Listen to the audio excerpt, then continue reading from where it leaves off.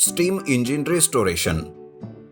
एक गांव में एक जगह पर गरीब लोगों की बस्ती थी जो जंगल में लकड़ियां तोड़कर बेचा करते थे।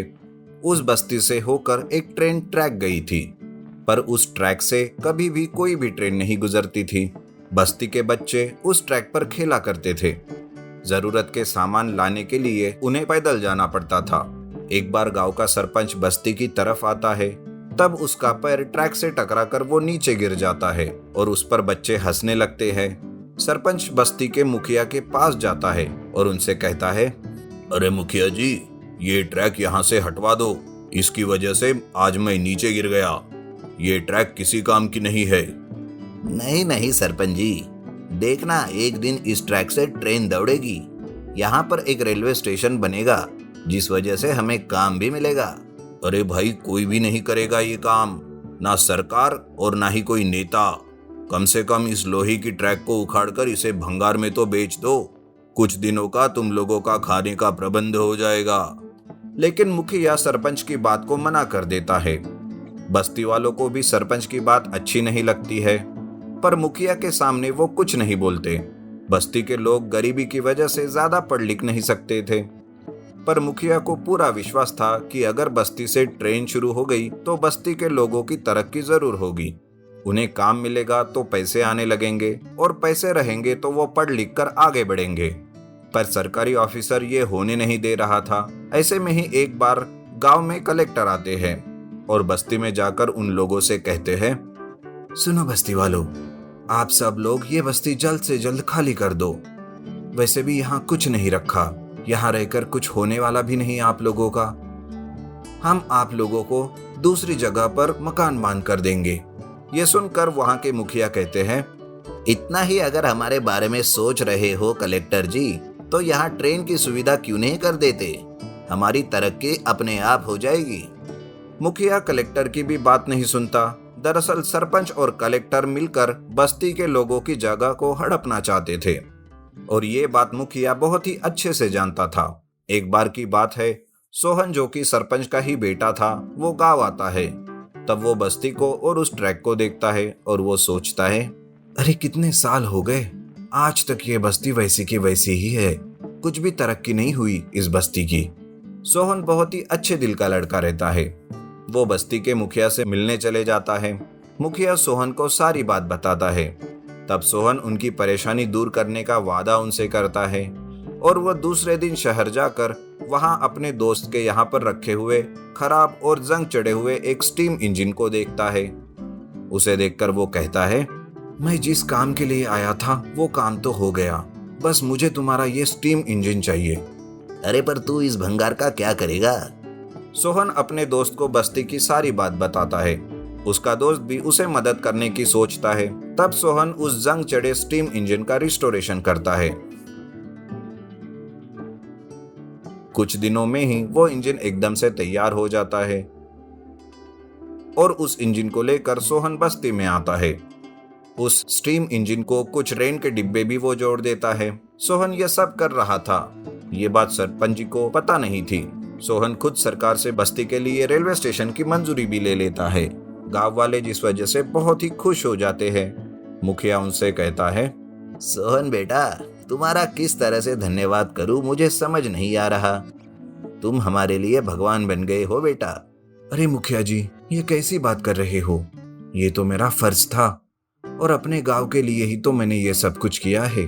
जो बात आज तक किसी ने नहीं की, वो आज सोहन ने कर दिखाई।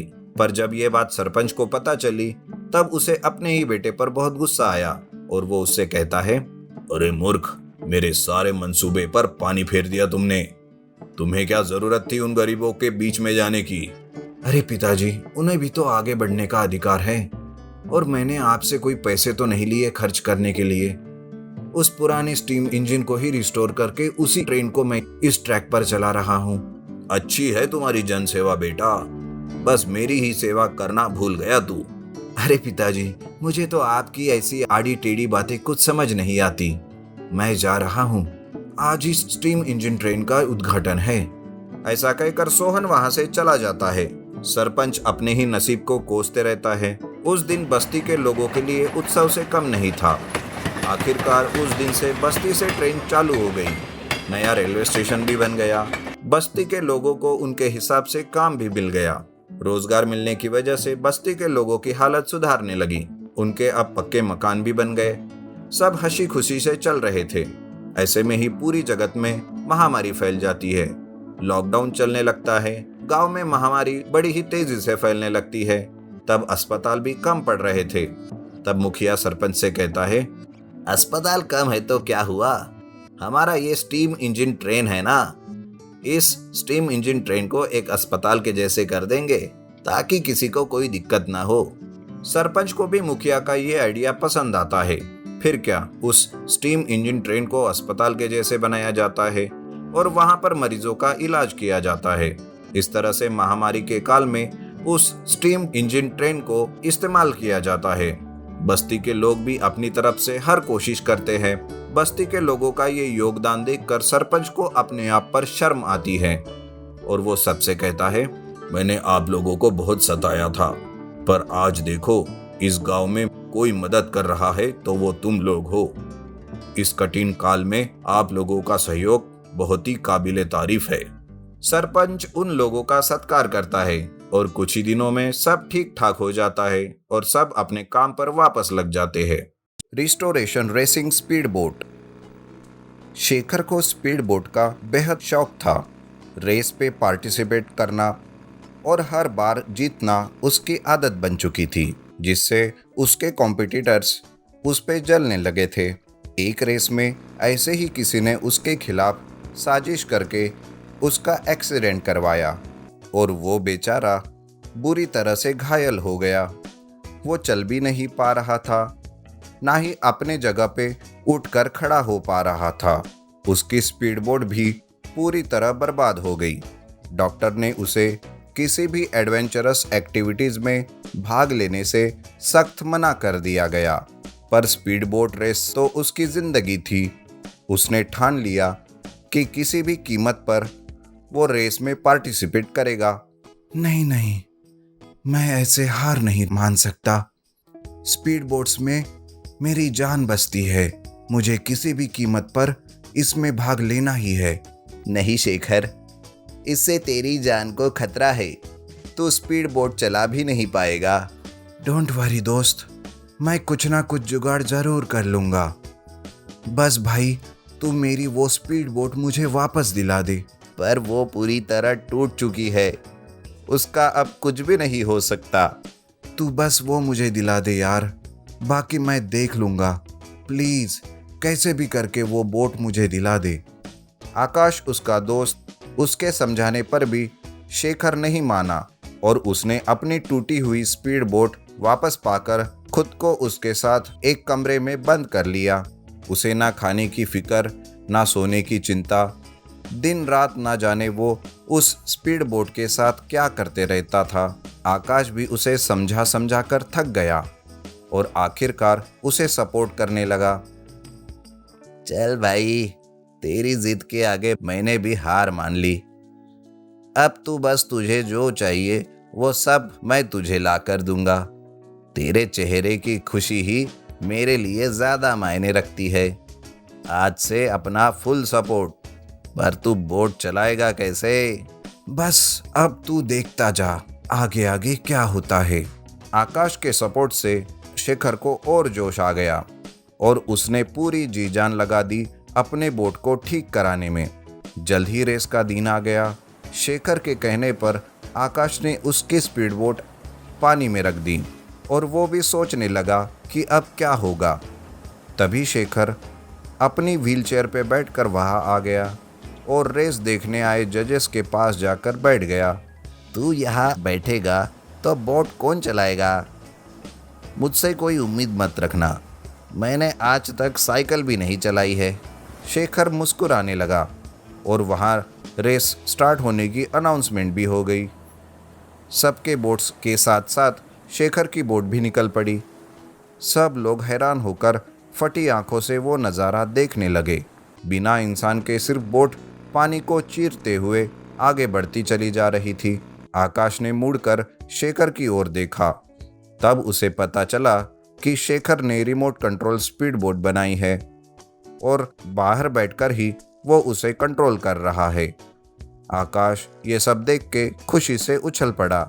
याहू, क्या बात है भाई, तूने तो कमाल कर दिया। सबकी आंखें बस बाहर आनी ही बाकी थी। नाउ कम ऑन, तूने ही ये रेस जीतनी है। वहाँ शेखर के कॉम्पिटिटर्स में से कुछ जो उस पर हमेशा जलते और उसकी हालत के जिम्मेदार थे, वो गुस्से से तिल मिला उठे। उन्होंने फिर से एक दूसरे को और इशारा कर उसकी बोट पर दोनों साइड से टक्कर मारना शुरू कर दिया। पर शेखर इन सब के लिए तैयार था। उसने तुरंत अपनी बोट हवा में उछाली और उनसे थोड़ा आगे निकल गया। इस बार नहीं बच्चों, इस बार मेरी पूरी नजर तुम लोगों पर ही है।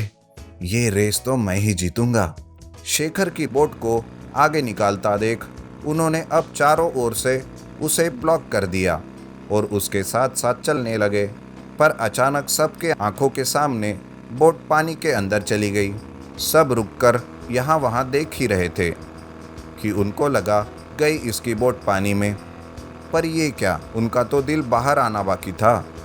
शेखर की बोट पानी को चीरते हुए ऊपर चली आई और आगे की ओर निकल गई।